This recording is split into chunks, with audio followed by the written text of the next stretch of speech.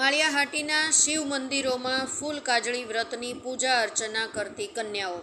ફૂલકાજળી વ્રત કન્યાઓ શિવજી માટે અને પાર્વતીને પ્રસન્ન કરી પોતાની મનોકામના અર્થે પૂજન અર્ચન કરવા 16 શણગાર સજી મંદિરે શિવજી અને મા પાર્વતીને પૂજન કરવા જાય છે। ત્યારે આજે શિવ મંદિરોમાં માળિયાહાટીના સારસ્વત ભૂદેવ કેતનભાઈ પેરાણીએ કન્યાઓને પૂજન અર્ચન કરાવ્યા હતા। રિપોર્ટર વિનોદ બી રૂજાતલા, માળિયાહાટીના।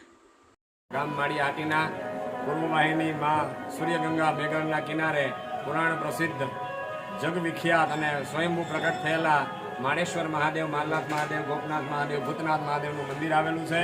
અને આ મંદિરમાં આજે શ્રાવણ મહિનો 3જો દિવસ, આમ તો 365 દિવસ આ મંદિરમાં આવો આવો પૂજા માટે આવેલા ભક્તોનો પ્રવાહ હોય જ છે।